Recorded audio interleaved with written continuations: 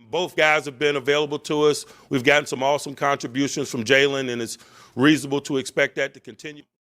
Like I mentioned, when we're talking about a division of labor and who's done what well.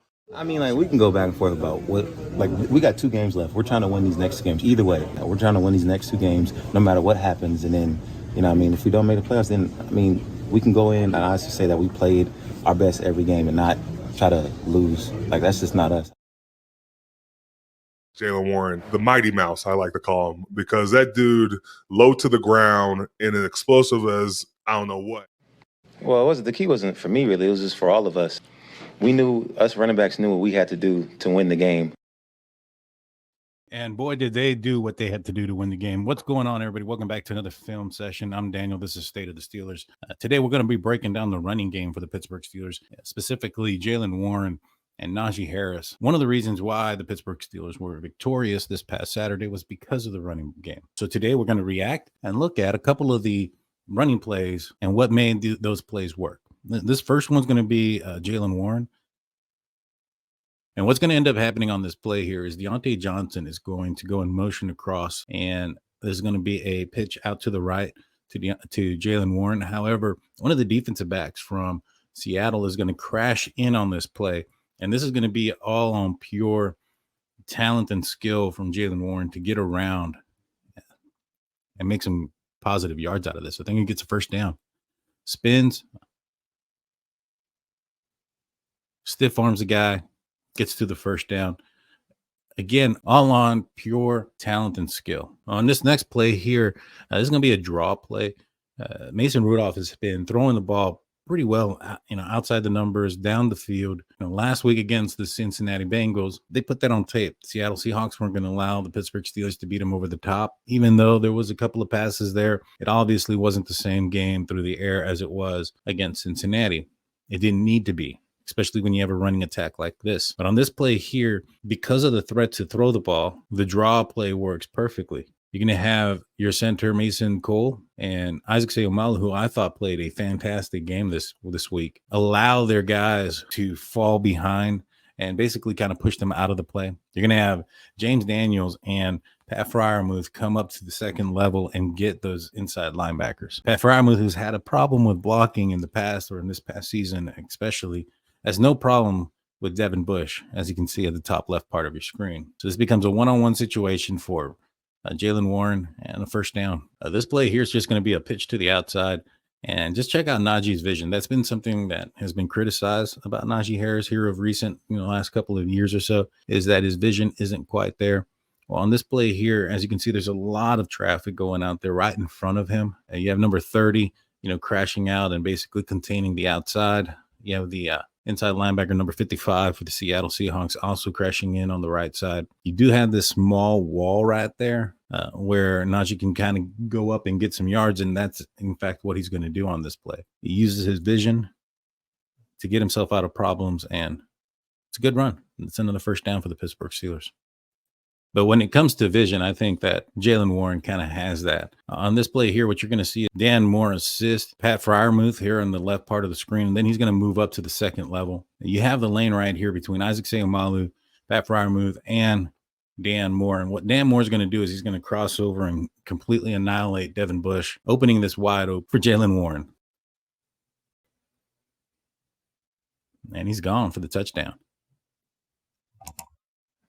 Subscribe, like the video, get notified.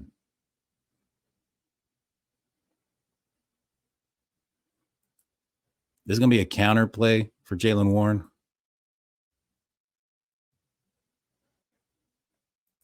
And check out Isaac Seumalo. Like I said, this is probably one of his best games, in my opinion, as Pittsburgh Steelers. What he's doing right now, he's engaged with one defensive lineman, and then he's going to move up to the second level and get a Wagner number 54 for the Seattle Seahawks. So he basically is blocking two different guys right here. That's his assignment, and does it well. Pat Freiermuth, he could have done a little bit better of a job on Witherspoon on the outside, but you got to give it up, for the effort there of Isaac Seumalo.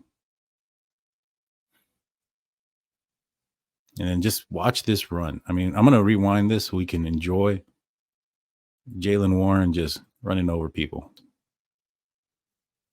Just a basic counter play. And the reason why he gets so many yards is Isaac Seumalo and Jaylen Warren's ability to run and just stay on his feet.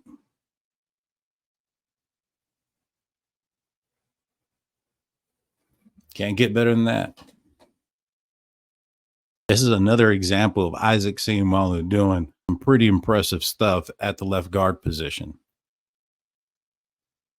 First, he's going to assist Mason Cole by assisting his block and pushing his defender into Mason Cole, so that way Mason Cole can have a better leverage on the player, so that way he can block him. And then he comes off of that player. He goes and he gets Devin Bush, pushes him out of the way, and at the same time blocks number 6, who does come off and end up making the tackle, but he gets dragged for about 10 yards. Let's watch that again.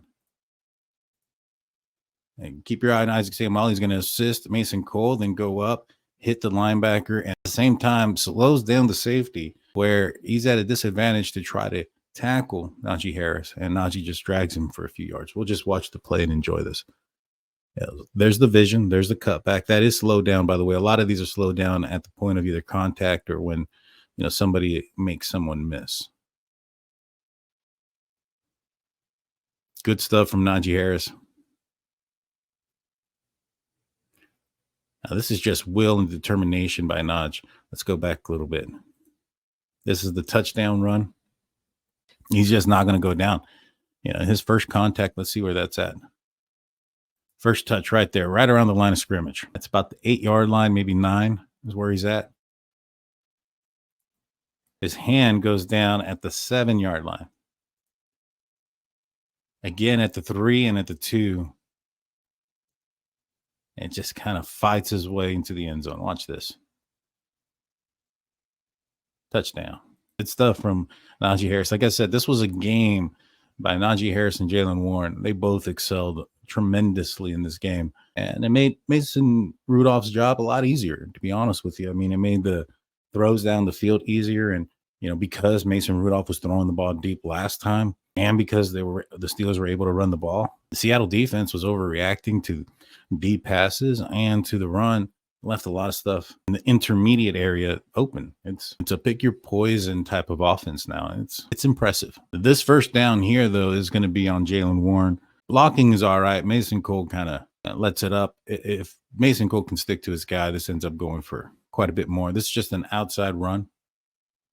You're going to see a lane develop here between James Daniels and Broderick Jones. However, right here in the middle of the screen where Mason Cole is, he's losing his battle. So this is going to force Jaylen Warren to bounce it out to the right. If not, it would have been another one-on-one situation between him and the safety in open field there. I mean, it would have taken a great tackle from that safety to stop Jaylen Warren from going the distance. Like I said, unfortunately, Mason Cole just can't hold on to his guy. Jaylen Warren's able to evade the arm tackle, still gets a first down. Well, this is the last touchdown play of the game, outside of the one that should have been at the end of the game, where Najee Harris just kind of slid down at the end, allow the Steelers to kneel out the clock and get the victory. But on this play here, everybody's just going to be sliding down to the right, and Najee is not going to find anything. He's just going to put his head forward. What we're going to see is all 3 of the tight ends just basically help Najee get into the end zone. Right here, as you can see, there's nothing there. There's no hole. There's 2 Seattle Seahawks defenders in the hole that Najee is clearly the only one that he can run into. Non-existent. Goes into it. And you can see right here on the ground, right behind him is Connor Hayward. He's going to jump up and assist at Freiermuth, number 88, right here behind Najee Harris, and Darnell Washington, who's basically going to grab Najee Harris and try to backpedal, carry him into the end zone. Watch.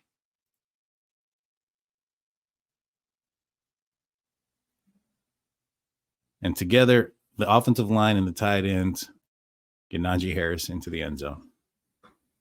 What a game offensively. What a game on the ground.